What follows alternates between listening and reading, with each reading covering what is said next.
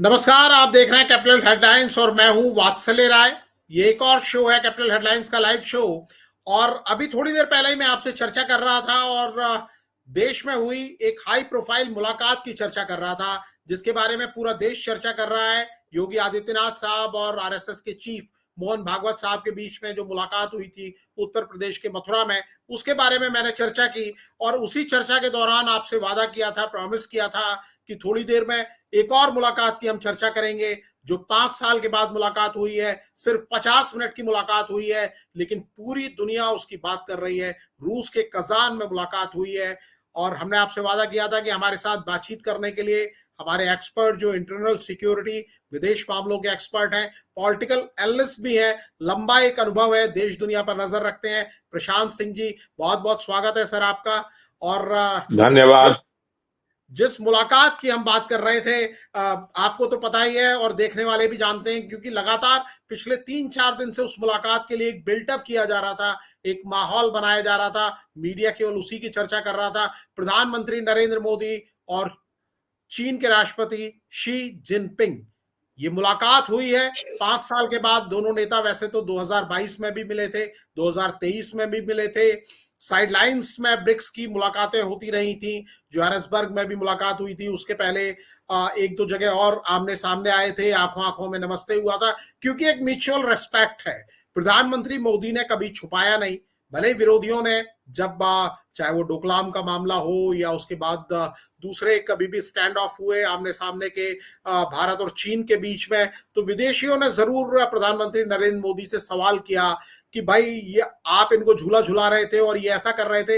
लेकिन prime minister Narendra Modi ने वो जो म्यूचुअल रेस्पेक्ट है, म्यूचुअल अंडरस्टैंडिंग है, उसको हमेशा बरकरार रखा। मैं सर से समझूंगा कि क्या संकेत इस मुलाकात के निकाले जाएं, लेकिन उसके पहले आपको कुछ तस्वीरें हम आपको दिखा देते हैं कि ये तस्वीरें क्या कहती हैं।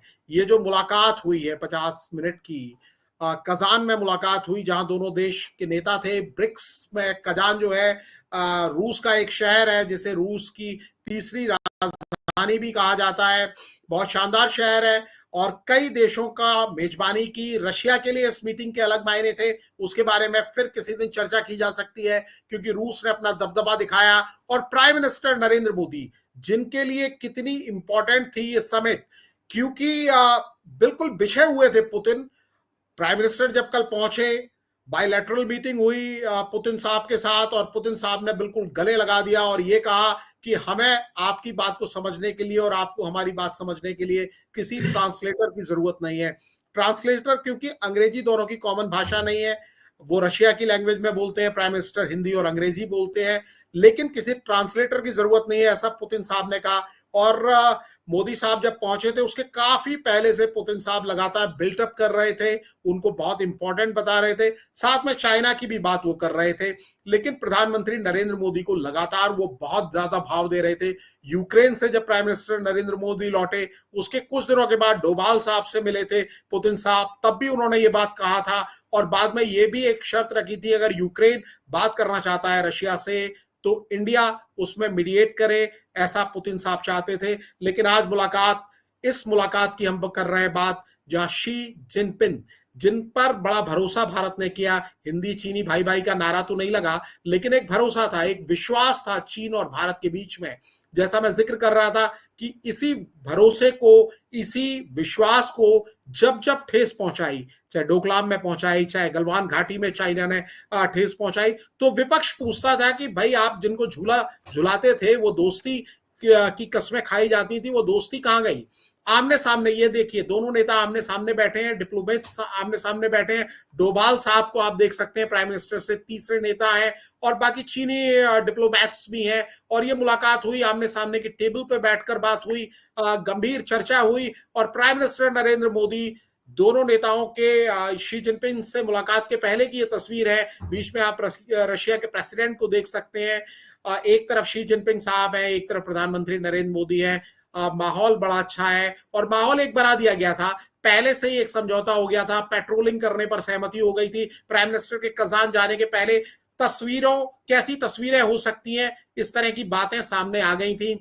लेकिन ये विवाद, क्योंकि लंबा विवाद है, लंबे समय से चल रहा था, और लगभग 5 साल के बाद दोनों नेता मिले। ऐसी स्थिति क्यों आई, ये समझना भी जरूरी है और सर से हम समझेंगे। लेकिन उसके पहले मैं प्राइम मिनिस्टर नरेंद्र मोदी ने जो सोशल प्लेटफॉर्म एक्स है उस पर क्या लिखा इस मुलाकात के बाद, वो मैं आपको बता देता हूं। उन्होंने लिखा कि राष्ट्रपति शी जिनपिंग से साइडलाइंस जो ब्रिक्स समिट की थी उसमें मुलाकात हुई, और इंडिया चाइना के जो रिलेशन है बहुत इंपॉर्टेंट है दोनों देशों के लिए, रीजनल और ग्लोबल पीस और स्टेबिलिटी के लिए, पूरी दुनिया और क्षेत्रीय शांति और स्थिरता के लिए बड़ी जरूरी है, ऐसा प्राइम मिनिस्टर ने लिखा। और उन्होंने लिखा कि म्यूचुअल ट्रस्ट मतलब एक दूसरे पर विश्वास हम करें, म्यूचुअल रेस्पेक्ट या परस्पर सम्मान दिखाएं, और म्यूचुअल सेंसिटिविटी संवेदनशीलता हम रखें, और यही विल गाइड बायलैटरल रिलेशन, इसी से दिशा तय होगी दोनों देशों के रिश्तों की। बिल्कुल साफ साफ बात कही है, कोई लाग लपेट नहीं है, कोई मक्खनबाजी नहीं है, क्योंकि आज भारत जानता है प्राइम मिनिस्टर की ये जो मुलाकात हुई है ये क्लियर है कि ये चाइना चाहता था, चाइना को आज जरूरत है। चारों तरफ से अमेरिका ने चाइना को घेर लिया है, रशिया भी परेशान है, भारत रशिया को मदद कर रहा है यूक्रेन युद्ध के समय, एक प्लेटफॉर्म तैयार कर रहा है, क्योंकि यूक्रेन चाइना की बात उतनी नहीं सुनता जितनी भारत की सुन रहा है। आप व्लादिमीर जेलेंस्की को देख चुके हैं कि लपक लपक के मुलाकात कर रहे थे, अभी यूएन जब गए थे प्राइम मिनिस्टर तो वहां भी वो बिल्कुल झप्पियां कर रहे थे, और उससे पहले तो यूक्रेन जाकर एक इतिहास रच दिया था प्राइम मिनिस्टर नरेंद्र मोदी ने। और ये मोदी 3.0 में प्रधानमंत्री नरेंद्र मोदी एक वैश्विक नेता के तौर पर, पहले भी वो वैश्विक नेता की उनकी छवि थी, लेकिन अब ये छवि बहुत विराट होती जा रही है, और इसका फायदा घरेलू राजनीति में भी कहीं ना कहीं उनको मिल रहा है। जिस तरह के वो ग्लोबल लीडर बन गए, अभी वो अमेरिका होकर आए हैं, वहां उनके लिए रेड कारपेट बिछाया गया था, और अब रशिया ने बिल्कुल बिछा दिया है रेड कारपेट, और चाइना के प्रेसिडेंट जो दुनिया को आंखें दिखाते हैं, लाल लाल आंखें ड्रैगन की बड़ी मशहूर है, वो बिल्कुल बिछे जा रहे थे प्राइम मिनिस्टर से मुलाकात करने के लिए। प्राइम मिनिस्टर के कजान जाने के पहले ही ये एग्रीमेंट हो गया था, और वो सामने बातें आ गई थी कि पेट्रोलिंग पर सहमति बन गई है। पहले उसमें अड़ंगा चाइना ही लगा रहा था, और चाइना के ये एम्बेसडर साहब हैं जिन्होंने भी इस मुलाकात का जिक्र किया है, भारत में एम्बेसडर हैं, इन्होंने भी एक्स पर जानकारी दी है, और इन्होंने कहा है कि आगे बढ़ने का बेस्ट तरीका यही है कि दोनों, और इन्होंने हिस्ट्री की भी बात की है कि दोनों देशों के लोगों की जो हिस्ट्री है वो साझा है, पुराने रिलेशन है, और इसी तरह से बातचीत के जरिए ही हम संबंधों को आगे ले जा सकते हैं। तो ये एक भूमिका मैंने बता दी कि आज क्या हुआ, कैसा हुआ। प्राइम मिनिस्टर वहां से रवाना हो गए, थोड़ी देर में इंडिया आ भी जाएंगे। तो सर मैं आज सीधे आपसे पूछना चाहूंगा, प्रशांत सिंह जी, आप लंबे समय से भारत चीन के रिश्तों पर करीबी नजर रखते हैं। चीन माना जा रहा था अभी तक पाकिस्तान को अपनी गोद में बैठा रहा है, भारत को आंखें दिखा रहा है, चाहे वो गलवान का मामला हो या उससे पहले डोकलाम का मामला हो। कहीं ना कहीं जो एक संबंधों की गहराई थी, प्राइम मिनिस्टर ने जिस तरह की इज्जत और आदर दिया था शी जिनपिंग साहब को, चाइना के साथ रिश्ते सुधारने की कोशिश की थी, उस पर वो खरे नहीं उतरे। लेकिन अब एक नए अध्याय की शुरुआत हो गई है, क्या कहेंगे आप, कैसे देख रहे हैं? जी, इसमें बहुत सारी बातें हैं। एक तो कहेंगे कि पूरी दुनिया जो चलती है दो विषयों पर चलती है, एक राजनीति और एक अर्थनीति। और ब्रिक्स की जो स्थापना हुई थी वो भी इसी दो, उसका जो उद्देश्य आप पढ़ेंगे तो उसमें दो ही विषय लिखे हुए हैं कि राजनीति, पॉलिटिक्स और इकोनॉमिक्स। तो इन दो विषयों पर, इसके अलावा इस ब्रिक्स के सम्मेलन में 5 नए सदस्य शामिल किए गए, सऊदी अरब, यूनाइटेड अरब अमीरात, इजिप्ट और इथोपिया और एक ईरान। आप ईरान की महत्व समझिए, वो एक तो तेल और गैस का भंडार है, दूसरी की उसको जियो पॉलिटिकल लोकेशन जो है ईरान का वो गजब का है। वो वहां से होकर पूरा ये जो है शिपमेंट पास करता है वहां से, ईरान के बगल से होकर। तो स्वेज कैनाल जब जाना होगा तो इसी रूट से जाना होता है।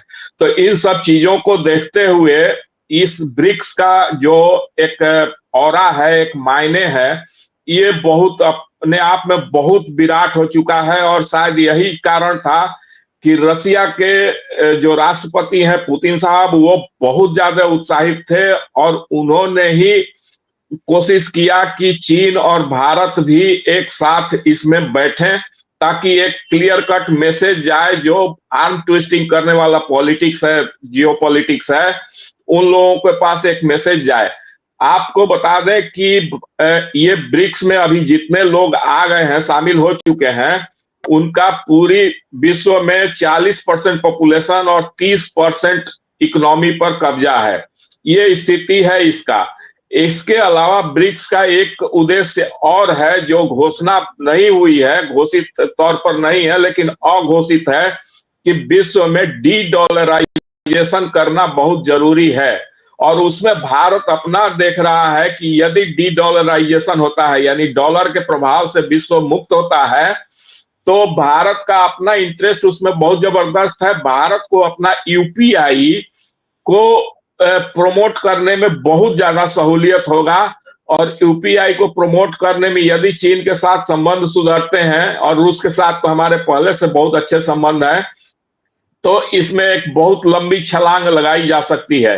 ये सब कारण रहा कि दोनों देश। दूसरी चीज ये है कि चीन को भी पता चल गया, जो गलवान घाटी में कन्फ्लिक्ट हुआ था उसमें हमारे 20 जवान वीरगति को प्राप्त हुए थे, लेकिन बदले में उनके 60-70 से अधिक लोगों को मार डाले थे हम लोगों ने। तो ये चीन को लग रहा था कि लगातार जो ये भारत की सेना अड़ी हुई है और जमी हुई है अंगद का पांव डालकर, तो इसको हिलाना बहुत मुश्किल काम है। और अब भलाई इसी में है कि दोस्ती का हाथ आगे बढ़ाया जाए, क्योंकि चीन को पता चल चुका है कि भारत की थल सेना और वायु सेना ये दोनों इतना अभी स्ट्रांग है कि चीन को किसी भी रूप में आप आइए, हम आपको टेक ऑन कर सकते हैं। इस क्षमता में हम लोग हैं। सिर्फ नेवी में पीछे हैं, और नेवी में मोदी जी ने जबरदस्त काम करने का शुरुआत किया है, या बहुत आगे भी बढ़ गए हैं। और नेवी में भी आज न कल हम लोग चीन को अच्छा मुकाबला देने में सक्षम हो जाएंगे। ये सब चीजें रही कि, और इसके अलावा सबसे बड़ा काम मोदी जी ने ये किया कि वार फुटिंग पर, पूरा युद्ध स्तर पर चीन के जो सीमाई क्षेत्र हैं, रणनीतिक क्षेत्र हैं, वहां सैकड़ों टनल्स बना दिए। और ऑल वेदर रोड, किसी भी मौसम में आप चीन के बॉर्डर पर फोर्स भेज सकते हैं, गाड़ियां भेज सकते हैं, टैंक भेज सकते हैं। ऑल वेदर रोड्स बना दिए, और शानदार रोड्स, और बड़े बड़े मेगा ब्रिज बना दिए। ब्रह्मपुत्रा जैसी खतरनाक नदी पर भी कितने सारे मेगा ब्रिज बना दिए। मेरे एक मित्र हैं, कट्टर भाजपा विरोधी हैं, उन्होंने अरुणाचल में जब इस पर ब्रिज देखा, ये ब्रह्मपुत्रा पर, तो गदगद हो गए। बोले कि मैंने कभी कल्पना नहीं किया था कि इस तरह की चीजें मेरे जीवन काल में देखने को मिलेगी, जबकि वो यंग है मुझसे काफी ज्यादा। तो इस तरह की फीलिंग्स है लोगों को। तो ये सब चीजें जो हुई है, तो चीन पूरा ये है कि चीन, भारत अब बंदर घुड़की से दबने वाला नहीं है। अब इसलिए चीन इस रास्ते पर आया है, और ये एक अच्छी शुरुआत है। इसमें चीन को भी व्यापारिक रूप से बहुत ज्यादा फायदा होगा, और भारत को भी बहुत ज्यादा फायदा होगा। तो ये सारी चीजें कुल मिलाकर एक अच्छी चीज है। अब यहाँ एक दूसरी पॉइंट की तरफ आपको ले जाना चाहूंगा, कि आपके दर्शकों को बताना चाहूंगा कि ये ब्रिक्स की इंपॉर्टेंस इतना क्यों बढ़ गया कि सऊदी अरब जैसा देश, यूनाइटेड अरब अमीरात और इजिप्ट वगैरह तो ठीक है, लेकिन ये दोनों देश जो हैं इसमें शामिल हुए, और पूरा आतुरता के साथ शामिल हुए। तो क्यों? इसलिए कि डॉलर के प्रभाव से सारे लोग मुक्त होना चाहते हैं। और दूसरी चीज कि अमेरिका की जो आर्म ट्विस्टिंग वाली पॉलिसी जो है ना, वो, आप एक चीज से एक उदाहरण मैं देना चाहूंगा कि गुरु पतवंत सिंह पन्नू बहुत बड़ा चीज नहीं है अमेरिका का। एक छोटा सा प्यादा है, छोटा सा उसका एसेट है, छोटा सा एसेट है। एसेट में भी कोई बहुत भारी भरकम एसेट नहीं है कि जो दुनिया में कुछ भी करा दे। तो एक छोटा सा एसेट है, उसके लिए इतना बड़ा तूल, हरदीप सिंह निज्जर जो कनाडा में मारा गया, वो कोई बहुत बड़ा चीज नहीं है। लेकिन ये पूरे फाइव आइज को साथ में लेकर अमेरिका जो खेल खेल रहा है, तो फाइव आइज मतलब अमेरिका का 4 और सहयोगी हैं। ये five eyes Britain, Australia, New Zealand, Canada. तो ये फाइव आइज पूरा भारत को आर्म ट्विस्टिंग करने की कोशिश कर रहे हैं। इसके पीछे मूलतः कारण ये है कि आप फ्रांस से जब कुछ खरीदारी करते हैं, राफेल हो या कुछ भी हो, तो उसके पहले भी बहुत सारी खरीदारी हुई थी, तो वो हमसे पूछे बगैर मत कीजिए। आपने रूस से खरीद लिया S-400, वो आपको मैंने मना किया था। आप लगातार रूस से तेल खरीदते जा रहे हैं, वो मैंने बार बार मना किया। तो ये जो ईगो प्रॉब्लम है, ये जो चीजें हैं, इसको ये गुरु पतवंत सिंह पन्नू और निजर वगैरह के आड़ में और निखिल गुप्ता और विकास यादव को ये सब मोहरा बनाकर ये लोग खेल खेल रहे हैं। तो इसमें भारत को भी एक अच्छा प्लेटफॉर्म मिला और पुतिन साहब को भी एक अच्छा मौका मिला कि इन सब चीजों को लेकर हम लोग भी एक दिखाएं कि आप अकेला यूनिपोलर वर्ल्ड सिस्टम हम नहीं रहने देंगे। आपको टीट फॉर टैट मिल सकता है, आपके डॉलर का प्रभाव खत्म करने के लिए हम लोग कोशिश कर सकते हैं, डी डॉलराइजेशन इज पॉसिबल। तो ये सब चीजें करने के लिए ये एक बहुत ही बेहतरीन मौका था। और इसमें मोदी जी और पुतिन साहब का जो ये हुआ बैठक हुआ, वो बहुत ही शानदार ढंग से हुआ। और 2019 में महाबलीपुरम में तमिलनाडु के एक धार्मिक नगर में बैठक हुआ था। उसके बाद 5 साल बाद ये बैठक हुआ, जो बाइलेटरल बैठक है। तो ये एक शानदार मैसेज पूरे वर्ल्ड जियो पॉलिटिक्स में गया है। जी, पुतिन तो या रशिया तो भारत के लिए ऑल वेदर फ्रेंड है ही, पुरानी दोस्ती है। और आज पुतिन को जरूरत है, और पुतिन को भी दिखाना था यूक्रेन वॉर जब से उन्होंने छेड़ा है उसके बाद से। जैसा आपने खुद ही बताया कि ब्रिक्स में वर्ल्ड की 40% जो पॉपुलेशन है उसका रिप्रेजेंटेशन है, 30% इकोनॉमी का रिप्रेजेंटेशन है, ईयू के पास सिर्फ 15% इकोनॉमी का रिप्रेजेंटेशन है। तो वो पुतिन के लिए समझ में आता है। और जरूरत है शी जिनपिंग को भी, क्योंकि उनको अमेरिका ने बिल्कुल घेर दिया है। और जिन फाइव आइज की आप बात कर रहे हैं उनसे भी संबंध बहुत अच्छे चाइना के नहीं है। बीच में कभी ऑस्ट्रेलिया से तकरार की बात आती है, बाकी वेस्टर्न कंट्रीज से तकरार की बात आती है। शी जिनपिंग भी कहीं ना कहीं घिरे हुए हैं, बहुत देर से अपने में लोगों को चुप करा रहे हैं। जो उनके अरबपति खरबपति हैं उनको भी उन्होंने कभी गायब करा दिया, कभी चुप करा दिया। इधर उन्होंने जिन देशों पर हाथ रखा है, जो उनका वन रोड वाला इनिशिएटिव है उसको लेकर, वो हर देश तबाह होता जा रहा है, इनके कर्ज के जाल में फंसता जा रहा है। बांग्लादेश की स्थिति बहुत अच्छी नहीं है, और ये बताया जा रहा है कि बांग्लादेश में चाइना से ज्यादा दखल अमेरिका का है। नेपाल जरूर चीन के लिए पलक पावड़े ओली के आने के बाद से बिछा रहा है। और पाकिस्तान तो खैर चाइना का ऑल वेदर फ्रेंड है, लेकिन पाकिस्तान का कोई दमखम नहीं है। चाइना मजबूरी में, मुझे ऐसा लगता है, वैसे तो आपसे मैं समझना चाहूंगा, चाइना मजबूरी में भारत के सामने आया है, क्योंकि इस समय उसकी कमर झुकी हुई है, उसके ऊपर बोझ बढ़ता जा रहा है, और उसको भारत से दोस्ती के अलावा और कोई उसके सामने चारा नहीं है। लेकिन भारत के लिए इन्हीं शी जिनपिंग पर भरोसा करना कितना सही होगा, क्योंकि ये कई झटके दे चुके। जी बिल्कुल, आपने ये जो सवाल किया है ये लाख टके का सवाल है, ये कोई साधारण सवाल नहीं है, ये बहुत ही मोस्ट इम्पोर्टेंट सवाल है। और इसमें जो देखा जा रहा है कि हमारे जितने भी और विश्व के स्तर पर भी जितने जियोपॉलिटिक्स के एक्सपर्ट्स हैं और डिफेंस के एक्सपर्ट्स हैं, उनकी भी टिप्पणी है कि भारत आंख मूंदकर चाइना पर विश्वास नहीं कर सकता।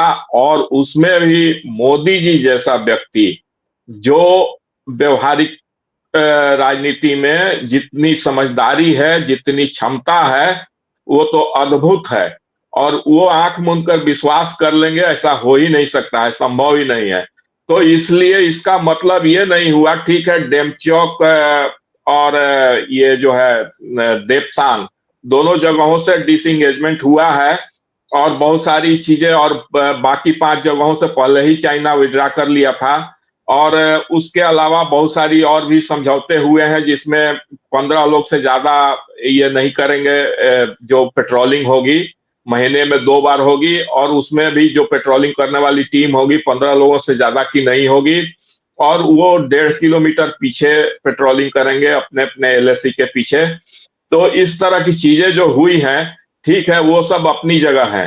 एक मतलब रास्ता खोला गया बातचीत का, और बातचीत में सफलता मिली और सफलता दिखी, सब चीज है अपनी जगह।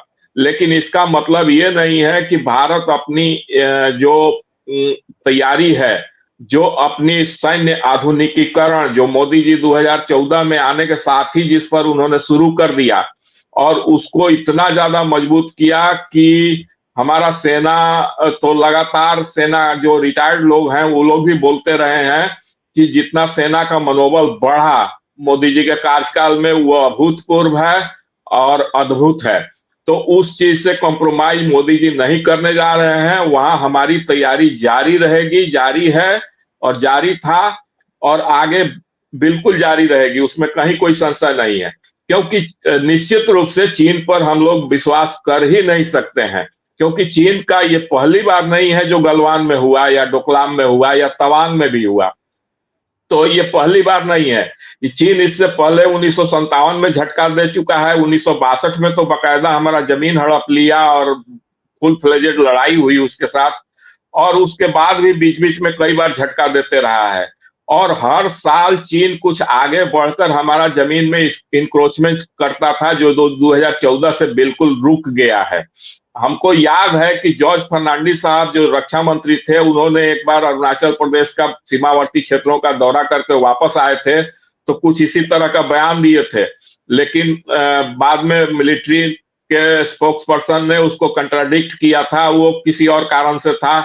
हमारे ए.के. एंटोनी साहब जब डिफेंस मिनिस्टर थे तो वो बोले थे कि हम रोड बनाएंगे सीमा क्षेत्रों में और उस पर चीन अपना वाहन चलाएगा, क्योंकि उनका कहने का मतलब ये है कि चीन आगे बढ़ जाएगा और रोड उसके अंदर चला जाएगा, चीन के अंदर हो जाएगा, यानी हर साल कब्जा करता है। इस तरह की स्थिति थी।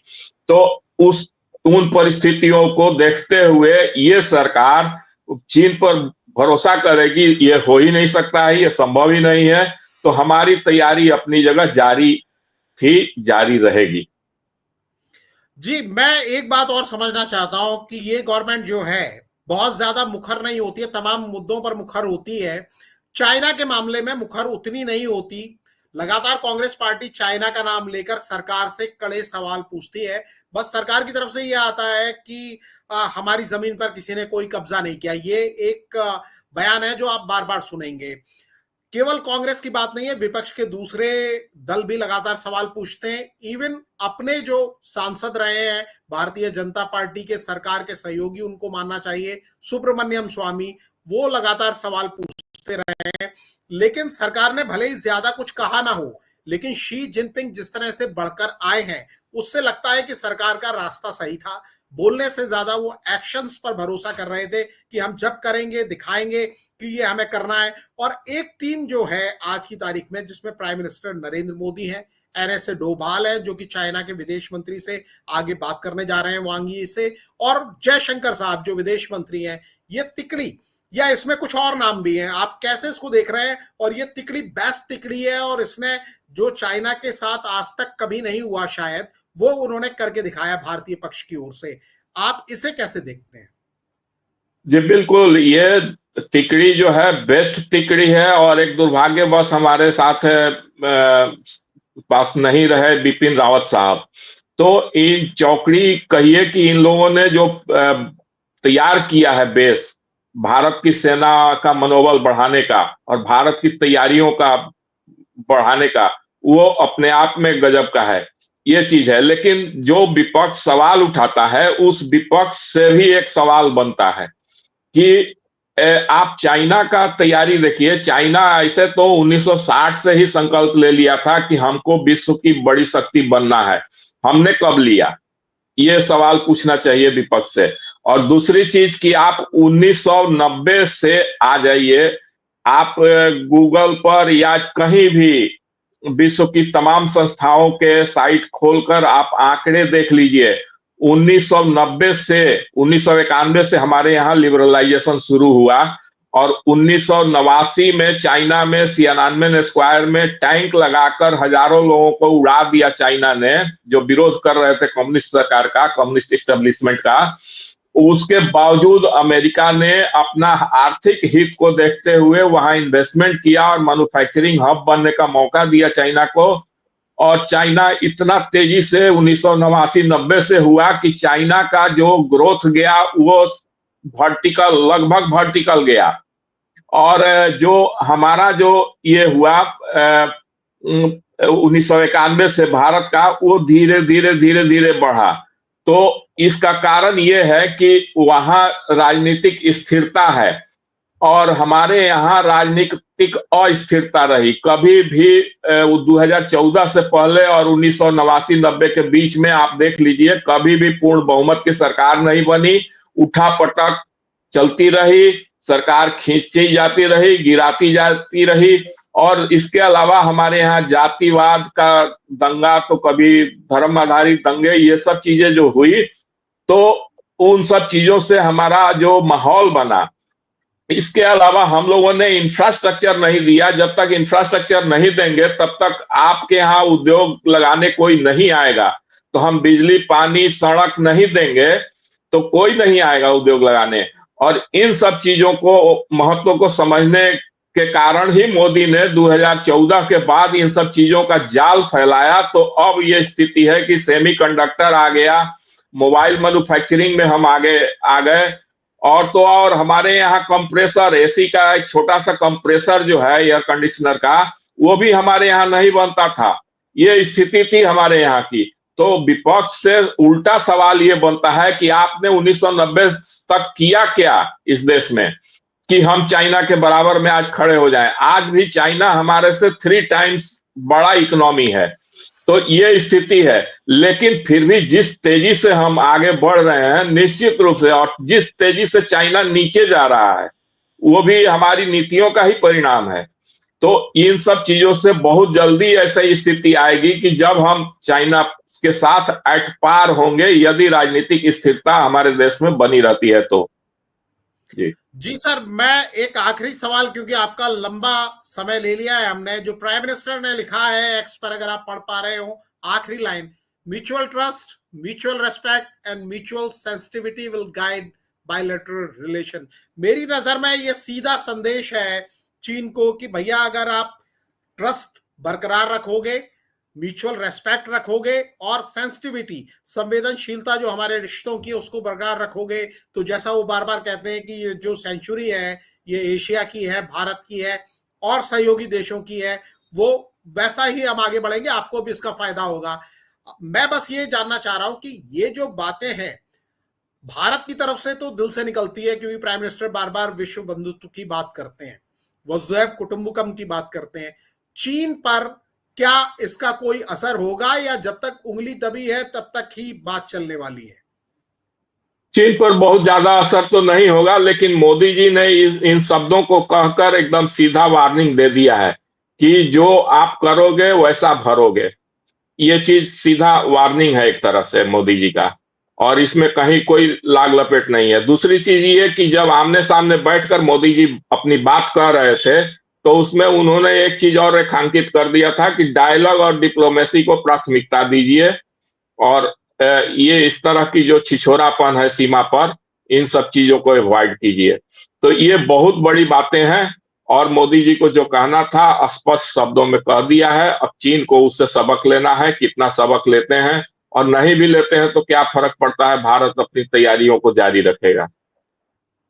जी बिल्कुल, सबक लेने के बाद ही चाइना आया है बातचीत की टेबल पर, वरना 5 साल के अंदर अगर आप देखें तो गंगा में काफी पानी बह गया है, और ब्रह्मपुत्र जो चीन की तरफ जाती है उसमें भी काफी पानी बह गया है, और चीन को भी अपनी स्थिति पता चल गई है, शी जिनपिंग को भी अपनी स्थिति पता चल गई है। और इस बीच में भारत का ग्लोबली रुतबा काफी बढ़ा है। आज अमेरिका दोस्ती का हाथ बढ़ा रहा है, फ्रांस बढ़ा रहा है, रशिया बढ़ा रहा है, और चीन को भी मजबूरी में भारत के सामने आना पड़ा। और मैं अब अपने देखने वालों को याद दिलाना चाहूंगा कि पाकिस्तान किस तरह से बिछा हुआ है, ये तो साफ आपको नजर आया था जब एस जयशंकर साहब वहां गए थे, और उसके बाद से नवाज शरीफ साहब लगातार राग अलाप ही रहे। तो एक अच्छा दिन है, बहुत से लोगों को अच्छी नींद आनी चाहिए आज के दिन।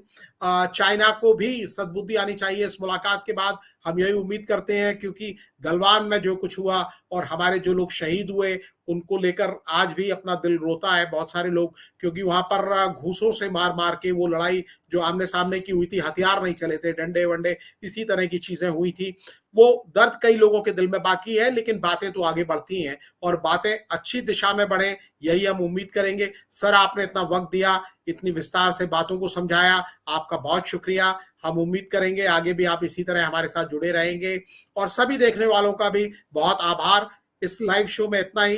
नमस्कार।